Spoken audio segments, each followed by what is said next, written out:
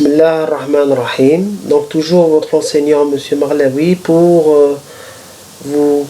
continuer le cours onde acoustique dans les fluides. Un exemple de cas de réflexion à une interface fluide solide où nous considérons donc un fluide dont la longueur est semi-infinie, c'est-à-dire qu'il va de moins l'infini jusqu'à 0, en jonction avec un milieu solide. Donc ils ont une frontière commune en x égale 0.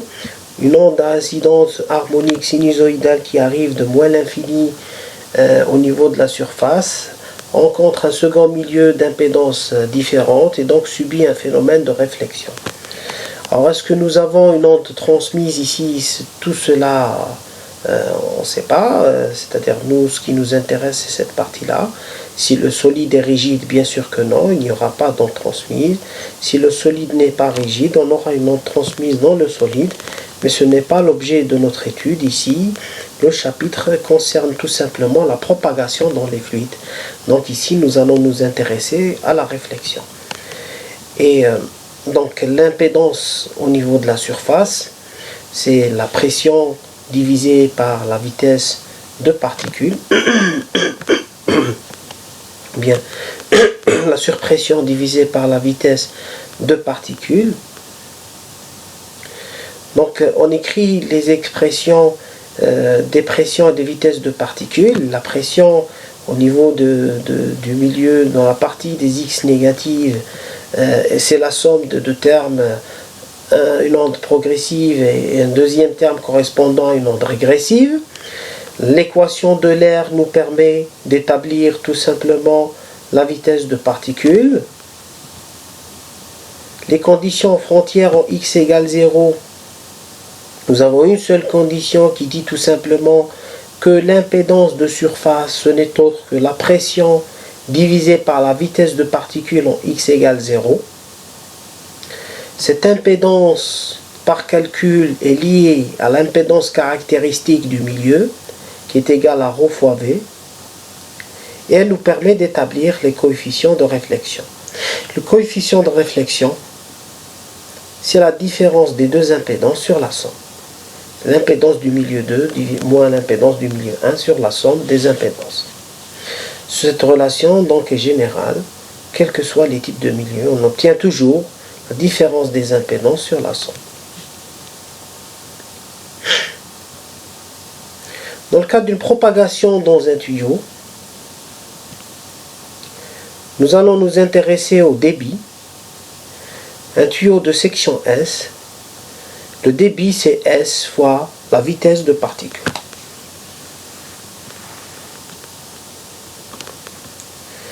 La pression dans un tuyau infini, celui d'une onde progressive harmonique uniforme, s'écrit sous cette forme-là.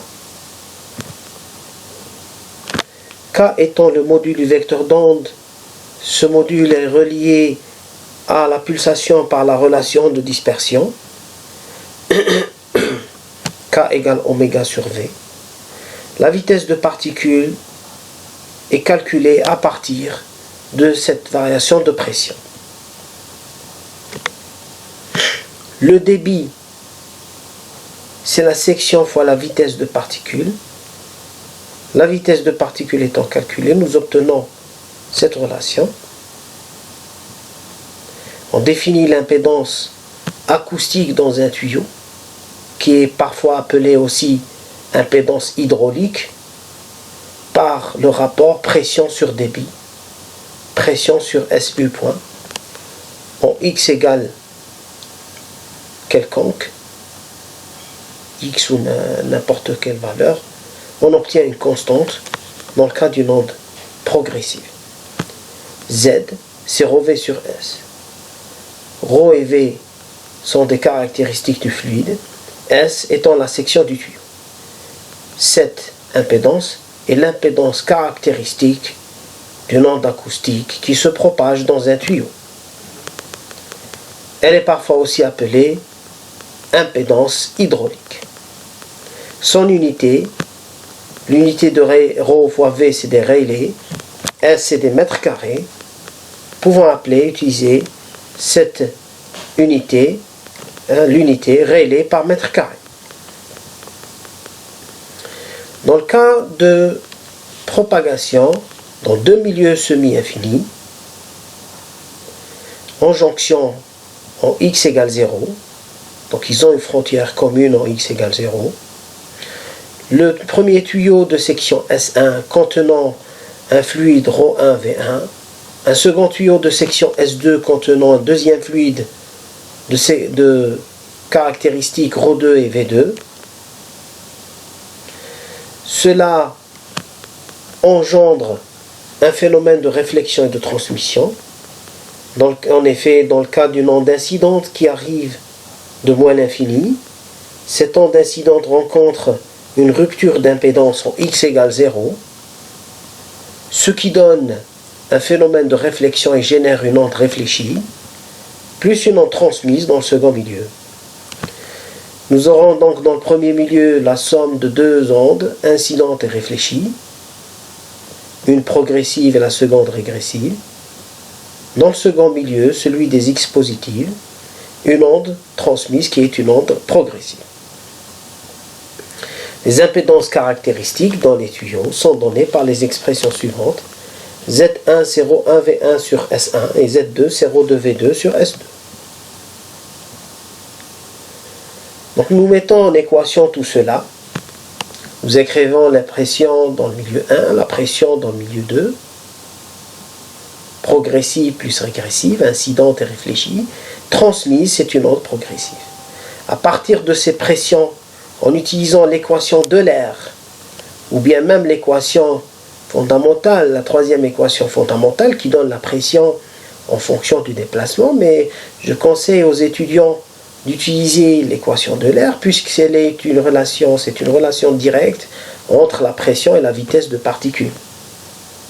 Et donc par conséquent, nous avons ces écritures-là.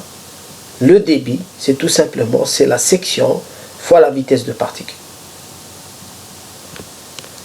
Z1 c'est ρ1 V1 sur S1 et Z2 c'est ρ2 V2 sur S2. La continuité des pressions et du débit en X égale 0 nous permettent d'établir ces équations-là.